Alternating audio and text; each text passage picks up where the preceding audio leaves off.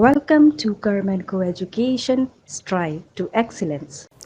Hello everyone, my name is Pallavi and I welcome you on our YouTube channel Karma and Co.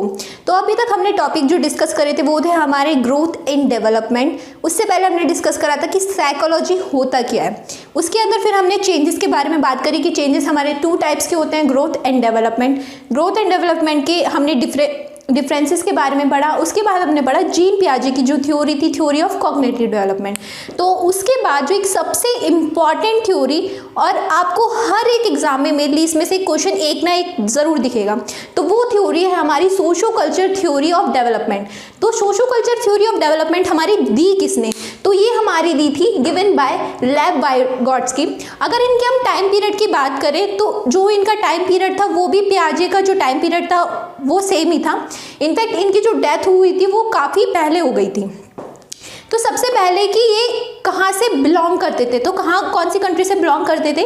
तो he was a Russian psychologist. उसके बाद उन्होंने बच्चों के बारे में क्या बात बोली? तो उन्होंने बोला he believe that children are active seekers of knowledge but he emphasized that rich social and cultural context profoundly affect their thinking. So इसका मतलब यहाँ पे क्या था? अगर हम जीन पियाजे की बात करें तो उन्होंने क्या चीज़ बोली कि जो चिल्ड्रन हैं they are the active learner, वो चीज़ें खुद से कंस्ट्रक्ट कर रहे हैं, उनका कंस्ट्रक्टिविज्म अप्रोच था, तो वो धीरे धीरे खुद से चीज़ें सीख रहे हैं। तो यहाँ पे उन्होंने भी सेम कहीं ना कहीं बात बोली कि children are the active learner, वो खुद से चीज़ें सीख रहे हैं। लेकिन अगर हम कंटेक्स्ट की बात करें कि किस कंटेक्स्ट में उन्होंने ये चीज़ बोली कि वहाँ पे हमारा क्या हो रहा था बच्चा, वहाँ पे हमने एसिमुलेशन, एकोमोडेशन, स्कीमा, इन सब की बात करी कि हम बच्चे को एक कंक्रीट थिंग्स प्रोवाइड करा रहे हैं, वहाँ पे हम एक्सपीरियंसेस दे रहे हैं। तो यहाँ पे उन्होंने बात करी 3 इंपॉर्टेंट चीज़ थे।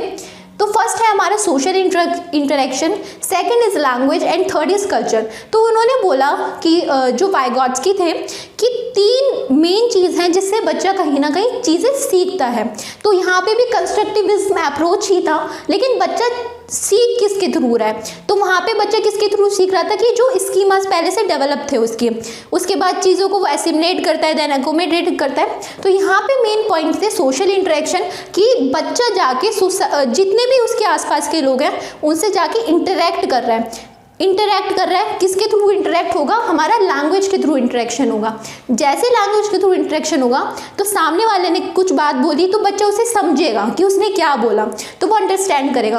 तो सोशल इंटरेक्शन जब होगा तो वो किसके थ्रू होगा? हमारा लैंग्वेज के थ्रू। तो दैट्स वाई लैंग्वेज यहाँ पे बहुत एक इंपॉर्टेंट रोल प्ले करता है। उसके बाद आता है हमारा कल्चर, कि जिस तरह का कल्चर जो उसकी फैमिली एनवायरनमेंट होगा, कि फैमिली में लोग कैसे बिहेव कर रहे हैं, क्या क्या चीज़ें हो रही हैं। तो उसके बाद हम बात करेंगे मेक बिलीव प्ले की भी, जो कि एक बहुत इंपॉर्टेंट कहीं ना कहीं इसमें है, इस पूरी थ्योरी में, कि मेक बिलीव प्ले में यहाँ पे उन्होंने बोला वाइगोट्स्की ने कि बच्चा कैसे लोगों को देख के वो सोचता है, एज्यूम करता है कि वो सिचुएशन में खुद है और उसके अकॉर्डिंग उसका प्ले होता है। फॉर एग्जाम्पल अगर मैं बात करूँ तो आपने काफ़ी बार देखा होगा बच्चों को कि वो कैसे खेलते हैं, कि वो बोलते हैं कि तू पुलिस बन जा, मैं चोर बन जाऊँगा, तो वो पुलिस की तरह बिहेव करते हैं। उन्होंने पुलिस को देखा है कि पुलिस कैसे चोरों को पकड़ता है, कैसे वो काम करता है, कैसे वो जो भी क्राइम होते हैं, जो भी मिस्ट्री होती है उनको सॉल्व करता है। तो उसी तरीके से बच्चा उस प्ले में वहाँ पे उस पर्टिकुलर जो भी आदमी होगा, जो भी इंसान होगा, उसका रोल प्ले करेगा। तो रोल प्ले या फिर मेक बिलीव प्ले यहाँ पर काफ़ी ज़्यादा इंपॉर्टेंट हो जाता है। तो कल्चर का एक बहुत बड़ा इंपॉर्टेंट रोल हो जाता है कि जैसा बच्चा अपने आसपास देखता है वो वही चीज़ें ग्रास्प करता है, वही चीज़ें सीखता है। तो इससे पहले जो पियाजे की थ्योरी थी उसमें हमने टर्म यूज़ करा था ईगोसेंट्रिक स्पीच। ईगोसेंट्रिक मैंने वहाँ पर आपको बताया था कि ईगोसेंट्रिक स्पीच क्या होता है, कि जब बच्चा केवल अपना पॉइंट ऑफ व्यू उसे लगता है कि वो सही है, बाकी वो जो सामने वाला इंसान बोल रहा है वो उसका पॉइंट ऑफ व्यू समझना चाहते ही नहीं है, या फिर हम बोल सकते हैं कि उस लेवल पे नहीं होता बच्चा कि वो दूसरे का पॉइंट ऑफ व्यू समझे।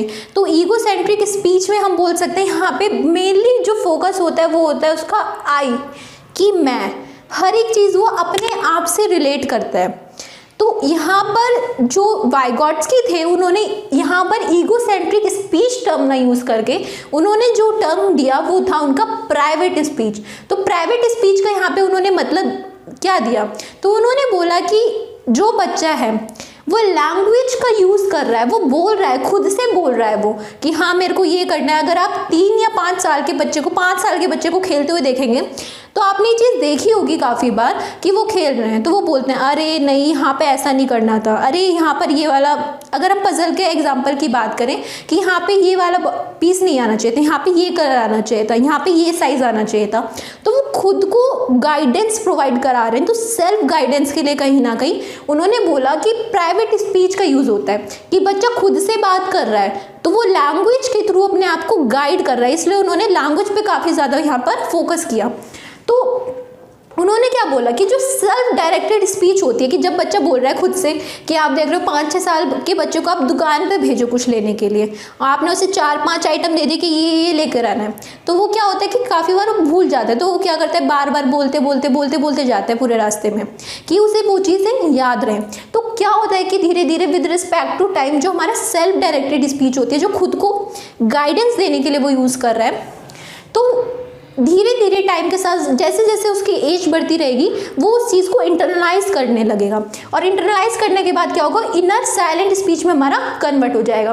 तो इनर साइलेंट स्पीच में यहाँ पर क्या मतलब है कि अगर हम हैं अभी तो हम खुद से बहुत बार बातें करते हैं। अगर कोई भी एक क्वेश्चन है हमारे सामने, हमें समझ में नहीं आ रहा कि हमें करना क्या है उस क्वेश्चन में, तो हम खुद से बात करते हैं कि अरे नहीं यहाँ पे ऐसा हो सकता है, लेकिन हम सबके सामने बोल नहीं रहे हैं उसे, तो हम उस चीज़ को अपने अंदर खुद से बात कर रहे हैं। तो वो चीज़ है कि यहाँ पर धीरे धीरे टाइम के साथ जैसे जैसे बच्चे की एज बढ़ती रहेगी वो उस चीज़ को इंटरनलाइज कर लेगा, और अब वो सबके सामने नहीं बोलेगा कि हाँ मेरे को ऐसे करना है, मेरे को ऐसे करना है। वो अपने मन में वो खुद से बात करेगा कि केवल अपने आप को गाइड करने के लिए। तो इसके बाद हम पढ़ेंगे कि क्या क्या वाइगॉट्स्की की थ्योरी थी, क्या क्या टर्म्स उन्होंने दिए और कैसे उसका ओरिजिन हुआ। तो यहाँ पे वाइगॉट्स्की थे, उन्होंने क्या चीज़ बोली, तो उन्होंने यहाँ पे टर्म, काफ़ी सारे टर्म उन्होंने दिए। तो सबसे पहले जिसके बारे में हम डिस्कस करेंगे वो है हमारा जोन ऑफ प्रॉक्सिमल डेवलपमेंट। तो यहाँ पे उन्होंने बोला Vygotsky believe that children's learning take place within the zone of proximal development. तो यहाँ पे इसका अगर हम इसे शॉर्ट फॉर्म में बोले तो हम इसे ZPD भी नेम दे सकते हैं। तो यहीं से कहीं ना कहीं हमारे स्टार्टिंग हुई। जो कॉग्निटिव डेवलपमेंट की थ्योरी थी उसी का एक सोशल ओरिजिन है ये कहीं ना कहीं। तो यहाँ पे उन्होंने ZPD के बारे में क्या बोला, तो a range of task too difficult for the child to do alone but possible with the help of adults and more skilled peers. तो यहाँ पे ZPD का मतलब क्या है, फॉर एग्जाम्पल अगर मैं बताऊँ कि बच्चा एक इस लेवल पे है कि वो खुद से जो जितने भी टास्क यहाँ पर होंगे, ठीक है, इस लेवल के होंगे, वो सारे कर सकता है, बट अगर उसे पहुँचना है अपर एक लेवल तक तो ऑफ कोर्स ही बात है कि वो इतना, ये जो गैप है, ये पूरा जोन है, तो इसी को कहीं ना कहीं जोन ऑफ प्रॉक्सिमल डेवलपमेंट का नाम दिया गया कि कैसे वो अपने लेवल से उठ के जो उसे चीज़ें सीखने एक हायर लेवल पे जाना है वो कैसे वहाँ तक पहुँचेगा। तो वही है कि जो टास्क वो खुद से नहीं कर सकता, जिसके लिए उसे किसी ना किसी की हेल्प चाहिए, तो वही जोन ऑफ प्रॉक्सिमल डेवलपमेंट के अंदर आता है कि एक रेंज ऑफ टास्क जो उसके लिए बहुत मुश्किल है, वो खुद से नहीं कर सकता, तो उसमें उसकी किसी की हेल्प लेनी पड़ेगी, या तो उससे कोई मोर नॉलेजेबल हो जिसे उस पर्टिकुलर काम की, उस पर्टिकुलर एक्टिविटी में या जो भी वो काम कर रहा है उसके ज़्यादा नॉलेज हो, या फिर एक एडल्ट हो सकता है जो उससे बड़ा हो। तो यहाँ पे इन्होंने बात करी कि कॉग्निटिव डेवलपमेंट को अगर हमें प्रमोट करना है तो दो चीज़ों पे इन्होंने बात करी। तो सोशल इंटरेक्शन, हमने स्टार्टिंग में बात करी थी कि इन्होंने जो सोशल कंटेक्स्ट है, जो कल्चर है, जो लैंग्वेज है, उस पर बहुत ज़्यादा यहाँ पर फोकस करा है। तो यही बात उन्होंने बोली कि जो सोशल इंटरेक्शन है उसके दो फीचर्स यहाँ पे उन्होंने बोले। तो सबसे पहला है हमारा इंटरसब्जेक्टिविटी एंड सेकेंड है स्कैफोल्डिंग। अब इंटरसब्जेक्टिविटी और स्कैफोल्डिंग है क्या टर्म्स? तो इंटरसब्जेक्टिविटी की बात करें हम तो यहाँ पे मेनली क्या होता है कि फॉर एग्जांपल हम बोलते हैं कि दो बच्चे हैं, तो हमने इससे पहले इंडिविजुअल डिफरेंसेस की भी बात करी कि इंडिविजुअल डिफरेंसेस हर एक में देखने को मिलते हैं, हर एक का कहीं ना कहीं किसी में कोई टैलेंट है या कोई बच्चा किसी और एक्टिविटी में अच्छा हो सकता है। तो ज़रूरी नहीं है कि सब एक सेम पेस, एक सेम लेवल पर हो, सबकी एक सेम अंडरस्टैंडिंग हो, सबका पॉइंट ऑफ व्यू अलग होता है, हम सबको पता है। तो यहाँ पर क्या होगा, फॉर एग्जाम्पल एक टीचर ने ग्रुप बनाया, क्लास में गए, आपने एक ग्रुप बनाया, उसमें 4 to 5 स्टूडेंट्स को रख दिया और आपने किसी टॉपिक पर दे दी कि इस टॉपिक पर आपको रिसर्च करके लाना है, पूरा उसके बारे में जो भी कंटेंट है वो कलेक्ट करना है, उसको एनालिसिस करना है, उसका कंक्लूजन निकालना है। तो बच्चे क्या करेंगे, अब उस टॉपिक पे सबकी अंडरस्टैंडिंग डिफरेंट होगी, तो कोई भी टॉपिक हो सकता है, तो सबकी अंडरस्टैंडिंग डिफरेंट होगी, तो उसके बाद क्या चीज़ होगी, तो यही है कि इंटरसब्जेक्टिविटी में कि दो बच्चे जिनकी अंडरस्टैंडिंग डिफरेंट है, दोनों अलग अलग लेवल पर है, बट धीरे धीरे क्या होगा, वो एक दूसरे से बात करेंगे, लैंग्वेज का यूज़ होगा, सोशल इंटरेक्शन होगा, दोनों आपस में इंटरेक्ट करेंगे, बातचीत होगी, अपना पॉइंट ऑफ व्यू शेयर करेंगे, और एक जो उनका लास्ट में जो उनका टॉपिक का जो फाइनल कंक्लूजन है, एक दोनों अलग अलग लेवल से स्टार्ट करेंगे। फॉर एग्जाम्पल, एक बच्चा यहाँ पर है, एक यहाँ पर है, लेकिन उन्हें पहुँचना एक सेम, एक गोल उनका सेम है, हम ये बोल सकते हैं कि दोनों का गोल सेम है, तो दोनों कैसे अपने अलग अलग अंडरस्टैंडिंग के साथ एक सेम गोल पे पहुंचते हैं, तो वही हमारा इंटरसब्जेक्टिविटी के अंदर होता है। तो एग्जाम्पल अगर इसकी बात करूँ, जैसे बच्चा बात करता है कि what I think, what do you think, कि मेरा ये समझना है या मेरा ये सोचना है, तुम इस बारे में क्या सोचते हो, तो वो आपस में इस तरीके से बात करेंगे और एक फाइनल कंक्लूजन तक पहुंचेंगे। फिर है हमारा सेकंड टॉपिक है हमारा सेकंड स्कैफोल्डिंग।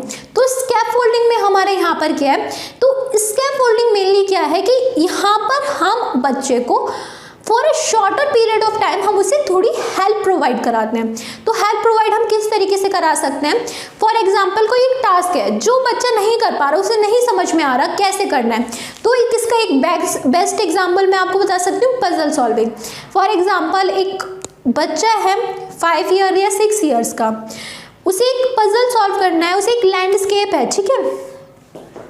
तो यहाँ पे हम जैसे मान लेते हैं, तो इसके कुछ ऐसे पजल के डिफरेंट पीसीज हैं, तो इतना ज़्यादा कॉम्प्लेक्स नहीं होता वैसे, ठीक है।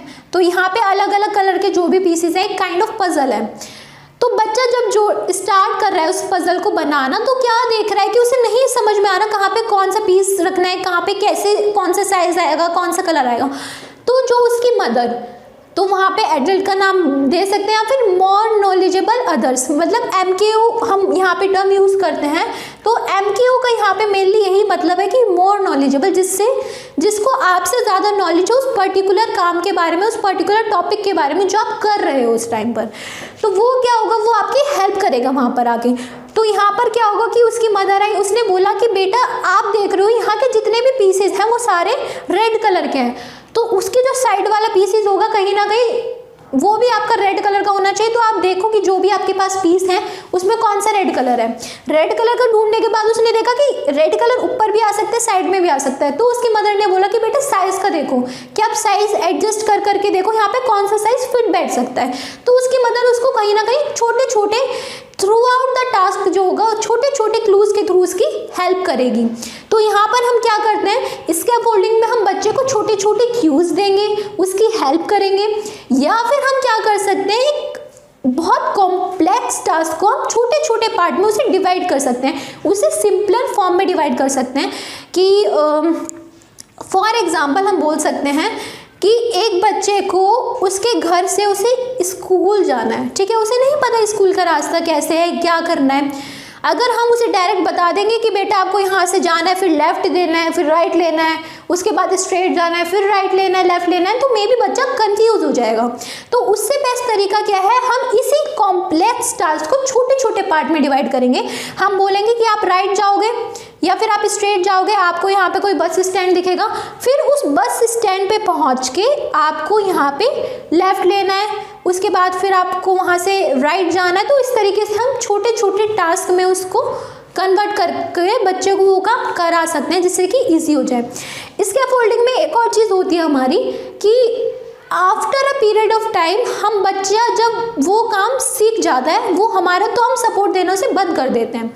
यहाँ पे जैसे पजल का एग्जांपल था, बच्चा पजल बनाना सीख गया तो उसकी मदर ने वहाँ पे उसको हेल्प देना बंद कर दिया। या फिर हम बोल सकते हैं जब हम बाईसाइकिल सीखते हैं, सबने बाईसाइकिल सीखी होगी, तो स्टार्टिंग में आपने क्या करा होगा, जो भी आपके फैमिली मेम्बर हैं आपने उनकी हेल्प ली होगी कि आप मेरे को पकड़ लो या मेरे को थोड़ा सपोर्ट दो कि चलाना मैं सीख जाऊं। लेकिन धीरे धीरे जब आप वो देखने लगते हैं कि आप उस चीज़ को हैंडल कर सकते हो, आप बैलेंस कर पा रहे हो साइकिल को, तो पीछे से क्या करते हैं, वो साइकिल छोड़ देते हैं। तो वही है कि वहाँ पे उस टाइम पे जब आप धीरे धीरे उस काम को करना स्टार्ट कर देते हो तो जो सपोर्ट होता है वो ख़त्म हो जाता है।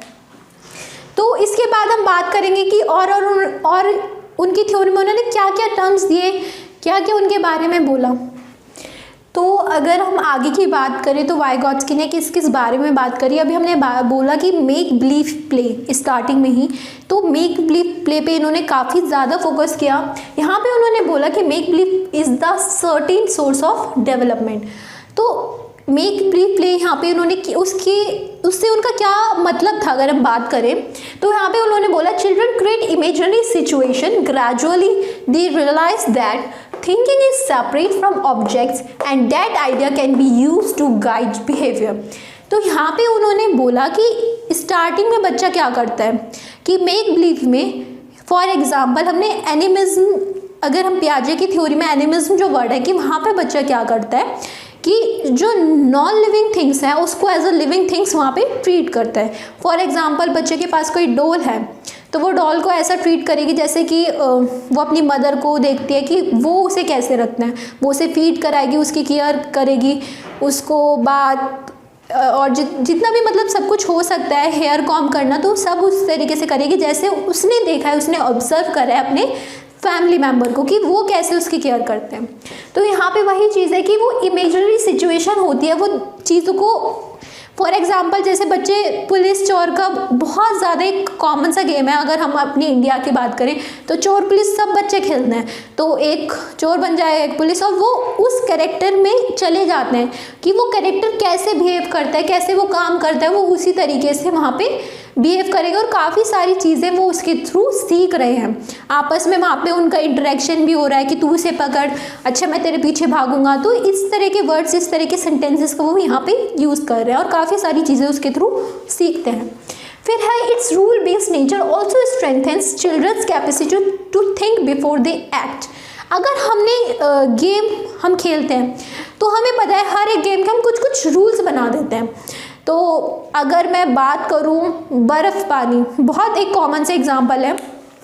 तो बर्फ़ पानी में क्या होता है कि अगर किसी को आपने बर्फ़ बनाया, किसी और ने आगे उसे टच कर दिया, पानी बोल दिया, तो वो वहाँ पे मेल्ट हो जाएगा और उसे दोबारा से गेम में आने का चांस मिल जाएगा।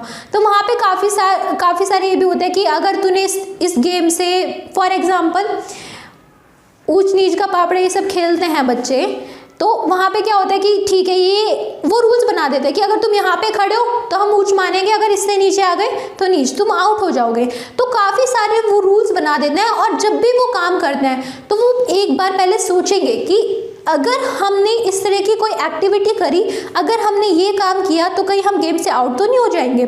तो वो उस चीज़ से पहले वो सोचेंगे काम करने से पहले कि जो भी हम काम करें वो with in the rules of games हो, उस पर्टिकुलर गेम का जो भी रूल्स है उसके अंडर में ही हो, उसके बाहर हमें जाके कोई काम नहीं करना है। तो उन सब चीज़ों से भी बच्चा काफ़ी सारी चीज़ें सीख रहा है, वो अपने बिहेवियर को कंट्रोल कर रहा है वहाँ पे कि वो अपने बिहेवियर को कैसे कंट्रोल कर सके, कि कैसे उसको लिमिट कर सके, किस तरीके से जो प्रॉपर एक वे है उसको वैसे बिहेव कर सके।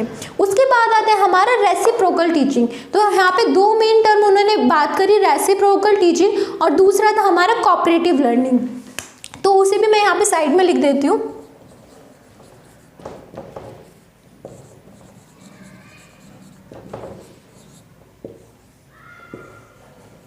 तो फर्स्ट अगर हम बात करें रेसिप्रोकल टीचिंग की, तो यहाँ पे उन्होंने रेसिप्रोकल हम बोल सकते हैं कि एक दूसरे से लिंक या एक दूसरे से रिलेटेबल या एक दूसरे से उल्टा, रेसिप्रोकल। तो यहाँ पे रेसिप्रोकल में उन्होंने 4 चीज़ों के बारे में बात करी, बच्चा किसके थ्रू सीखता है, रेसिप्रोकल टीचिंग होती क्या है मेनली। तो सबसे पहला होगा questioning, then summarising, then clarifying, then predicting. ये सारी कहीं ना कहीं हम बोल सकते हैं एक चेन में रिलेट है कि हम, ठीक है। तो बच्चा सबसे पहले क्या करेगा, फॉर एग्जाम्पल हम स्टोरी नरेशन करते हैं तो टीचर क्या बोलती है, अच्छा आप प्रिडिक्ट करो कि इससे आगे स्टोरी में क्या हो सकता है। तो बच्चा प्रिडिक्ट करता है, प्रिडिक्ट होगा, साथ में क्या होगा कि उसने आंसर बताया टीचर को, तो टीचर क्लेरिफाई भी करेगी वहाँ पे कि नहीं ये तरीका नहीं हो सकता, इसके अलावा भी और कोई तरीका हो सकता है, या फिर ये पॉसिबल वेज हो सकते हैं, या फिर आपका वहाँ पे ठीक है या नहीं है जो भी है, तो वहाँ पे क्लेरिफिकेशन होगा। फिर हमारा लास्ट में समराइजिंग होगा कि वो समराइज करेगी क्या क्या क्या चीज़ें आपने वहाँ पर पढ़ी इन टोटल। उसके बाद में हमारा होगा क्वेश्चनिंग कि बच्चा क्वेश्चंस कर रहा है कि अच्छा यहाँ पर मेरे को ये लास्ट में समराइज हो गया, आपने जो भी उसे आप बता रहे थे, जो भी कॉन्सेप्ट आप उसे पढ़ा रहे थे, आपने उन्हें समराइज करके एक स्टोरी बता दी कि ठीक है ये इसका पूरी समरी थी जो भी हमने आज टॉपिक पढ़ा। तो ऑफकोर्स ये बात है उसमें बच्चे को काफ़ी सारे वहाँ पे डाउट भी फेस करेगा। जब वो डाउट फेस करेगा तो वो आपसे क्या करेगा, आपसे क्वेश्चन करना स्टार्ट करेगा, तो आपसे वो क्वेश्चन करेगा, तो फिर से अगेन हमारा क्वेश्चन स्टार्ट होंगे। क्वेश्चंस के बाद फिर वो क्या करेगा, टीचर खुद से उन्हें कुछ मे बी हिंट दे सकती है, जैसे हमने स्कैफोल्डिंग में पढ़ा, तो वहाँ पे वो कुछ हिंट्स देगी, बच्चा उन क्यूज को लेगा। आफ्टर दैट वो खुद से सोचेगा कि अदर पॉसिबल वेज हमारे और क्या हो सकते हैं उस प्रॉब्लम को सॉल्व करने के। तो वहाँ पे वो फिर से प्रिडिक्ट करेगा, फिर से क्लैरिफिकेशन होगा, देन समराइजिंग होगा, फिर क्वेश्चनिंग होगी। तो रेसिप्रोकल टीचिंग में हमारा यही एक जो सीक्वेंस है ये हमारा चलता रहेगा इन कंटिन्यूटी में। उसके बाद आता है हमारा कोऑपरेटिव लर्निंग। तो कोऑपरेटिव लर्निंग में क्या है, हम इस टर्म से ही पता लगा सकते हैं, कोऑपरेटिव मतलब कोऑपरेशन, कि आपस में मिलजुल के लर्निंग हो रही है। तो कोऑपरेटिव लर्निंग में हमारा क्या चीज़ होगी कि काफ़ी एक हमारा हेट्रोजीनियस ग्रुप, तो जो वाइगॉट्स्की थे उन्होंने काफ़ी ज़्यादा फोकस किया गया हेट्रोजीनियस ग्रुप। हेट्रोजीनियस और होमोजीनियस में हमारा क्या होता है, तो होमोजीनियस हमारे ग्रुप्स होते हैं जिसमें बच्चा सेम लेवल पे होगा, सबकी सेम अंडरस्टैंडिंग होगी, एज ग्रुप सेम होगा। बट हेट्रोजीनियस में हमारा क्या होगा कि अलग अलग बच्चे, एज लेवल डिफरेंस हो सकती है, बच्चे का आईक्यू लेवल डिफरेंस हो सकता है, वे ऑफ अंडरस्टैंडिंग डिफरेंस हो सकता है, जो उसका जो सोशल कंडीशन है या जिस बैकग्राउंड से वो आ रहा है वो डिफरेंट हो सकता है। तो डिफरेंट हमारा कोई भी फैक्टर हो सकता है या सभी फैक्टर्स हमारे डिफरेंट हो सकते हैं। तो कोऑपरेटिव लर्निंग में होगा कि काफ़ी सारे अलग अलग ग्रुप के बच्चे या फिर अलग अलग लेवल पे जो बच्चे हैं वो एक ग्रुप एक टास्क को एक साथ मिलके करेंगे, वहाँ पे एक दूसरे की जो भी अंडरस्टैंडिंग होगा एक दूसरे से चीज़ें समझेंगे और लास्ट में एक फाइनल कंक्लूजन तक पहुँचेंगे। तो कोऑपरेटिव लर्निंग और रेसिप्रोकल टीचिंग काफ़ी इंपॉर्टेंट यहाँ पे रोल प्ले करता है। इसके बाद की अगर हम बात करें तो इसके बाद उन्होंने क्या टर्म दी, तो इसके बाद वो बात करते हैं लैंग्वेजेस की। तो लैंग्वेज की भी हमने 3 पार्ट में हम पढ़ेंगे कि अकॉर्डिंग टू द एज उन्होंने कैसे चीज़ों को डिवाइड करा, कैसे कैटेगराइज करा। सो अभी तक हमने बात करी स्पीचेस की, तो इससे पहले जो हम टर्म यूज़ कर रहे थे वो था सेल्फ डायरेक्टेड स्पीच या फिर हम बोल रहे थे प्राइवेट स्पीच। लेकिन यहाँ पे उन्होंने 3 टर्म्स दिए गए, 3 फॉर्म्स ऑफ लैंग्वेज की बात करी गई। तो सबसे पहले उन्होंने बोला कि सोशल स्पीच। अब सोशल स्पीच होती क्या है और कब स्टार्ट होती है, कैसे है, तो अगर हम बोले from the age of 2 start हो जाती है। अगर आपने देखा होगा 2 साल में बच्चा चीज़ें बोलना अच्छे से सीख जाता है, वो बात करने लग जाता है लोगों से, तो वही चीज़ है सोशल स्पीच। मतलब सोशली वो लोगों से बात करने के लिए जो स्पीच का यूज़ कर रहा है वो कब स्टार्ट हो जाएगा, फ्रॉम द एज ऑफ 2। तो यहाँ पे वो क्या करेगा, एक्सटर्नल कम्युनिकेशन देखने को मिलेगा, use to talk to others, वो दूसरे लोगों से कैसे बात कर रहा है, तो उसी को यहाँ पे नाम दिया गया सोशल स्पीच का। उसके बाद सेकेंड टर्म दिया गया वो था हमारा प्राइवेट स्पीच, जो कि उन्होंने बोला कि ईगो सेंट्रिक स्पीच जो कि पियाजे ने दी उसी को यहाँ पे उन्होंने नाम दिया गया था प्राइवेट स्पीच का। प्राइवेट स्पीच हमारी स्टार्ट कब होती है, तो प्राइवेट स्पीच की अगर हम बात करें फ्रॉम द एज ऑफ 3 हमारा ये स्टार्ट हो जाता है। और इसके अंदर क्या चीज़ होती है, प्राइवेट मतलब बच्चा खुद से बात करेगा, लेकिन अभी क्या होगा, which is directed to the self and serve a cognitive development. कोई भी बच्चा काम कर रहा है तो वो अपने आप को सेल्फ गाइडेंस देने के लिए स्पीच का यूज़ करेगा, लैंग्वेज का यूज़ करेगा कि नहीं मेरे को इस रास्ते पर नहीं इस रास्ते पर जाना है, नहीं मेरे को ये काम में पहले ये वाला पजल या फिर ये वाला बॉक्स यहाँ पे फिट करना है, नहीं मेरे को ये ऐसे करना है, खुद से बात करेगा। लेकिन जो वो बात करेगा वो बोलेगा, तो यहाँ पर क्या होगा कि बोल के सामने वाला इंसान देख सकता है कि हाँ बच्चा बात कर रहा है, लेकिन साइलेंट इनर स्पीच अब धीरे धीरे क्या होगा, जो प्राइवेट स्पीच है यही हमारी साइलेंट इनर स्पीच बन जाएगी फ्रॉम द एज ऑफ 7। अब एज ऑफ 7 से बच्चा क्या होता है, बच्चे के अंदर इतना अंडरस्टैंडिंग बेसिक डेवलप हो जाती है कि वो अब सबके सामने बोलेगा नहीं उस बात को, वो अपने मन में वो बात बोलेगा कि अच्छा मेरे को ऐसे नहीं ऐसे करना है, तो उसे बोलने की ज़रूरत नहीं है, लेकिन वो खुद से बात तो कर रहा है, लेकिन मन में कर रहा है, वो किसी के सामने नहीं बोल रहा है वो चीज़ को। तो वही है कि finally private speech goes underground and is transformed into silent inner speech. तो यही पूरा एक थ्योरी हमारा वाइगॉट्स्की था, वाइगॉट्स्की की थी। इन्होंने, हमने बात करी क्या क्या इंपॉर्टेंट यहाँ पे उन्होंने फैक्टर्स बोले कि जिसका कहीं ना कहीं डेवलपमेंट पे काफ़ी इफेक्ट पड़ता है। वो हमारा होता है सोशल, ठीक है, सोसाइटी, सोशल इंटरेक्शन हम बोल सकते हैं। फिर है हमारा कल्चर, कल्चर का एक बहुत बड़ा इफेक्ट पड़ता है बच्चे की डेवलपमेंट में, और लैंग्वेज। तो जो पियाजे ने बोला, तो पियाजे और इनकी थ्योरी काफ़ी हद तक सेम थी। दोनों ने यही बात बोली कि जो बच्चा है वो हमारा एक्टिव लर्नर है। दोनों का जो थ्योरी थी वो कंस्ट्रक्टिविज्म पे बेस्ड थी कि बच्चा चीज़ें सीख रहा है। लेकिन यहाँ पर उन्होंने बस एक चीज़ और ऐड ऑन करी, यहाँ पर उन्होंने ये बोला कि जो लैंग्वेज का रोल है इस पर बहुत ज़्यादा इन्होंने एम्फेसिस करा, बहुत ज़्यादा यहाँ पर फोकस दिया गया। तो यहाँ पर इन्होंने बोला कि बच्चा चीज़ें सीख तो रहा है, खुद से सीख जाएगा।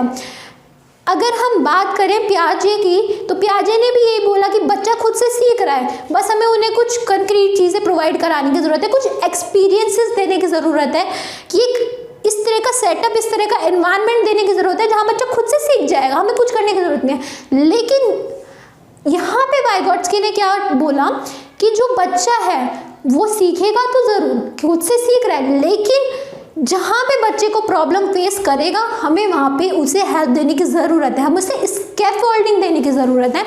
एक जो मोर नॉलेजेबल पीयर है या फिर मोर नॉलेजेबल पर्सन है, उसे वहाँ पे उसे हेल्प प्रोवाइड करानी पड़ेगी, तभी बच्चा अच्छे से चीज़ें सीख पाएगा। तो यहाँ पे उन्होंने लैंग्वेज पे बहुत ज़्यादा एम्फेसिस करा, जबकि पियाजे ने बोला कि थॉट्स पहले आते हैं और बाद में हमारी लैंग्वेज डेवलपमेंट होती है।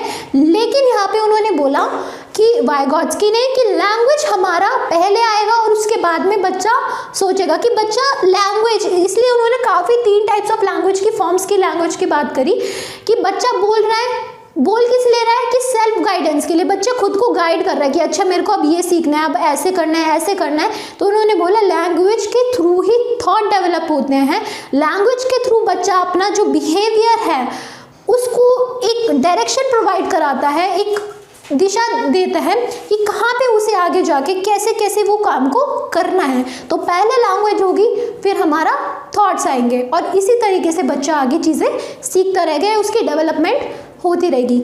सो आई होप सो आपको जो ये थ्योरी था उतना समझ में आ गया होगा। So thank you everyone.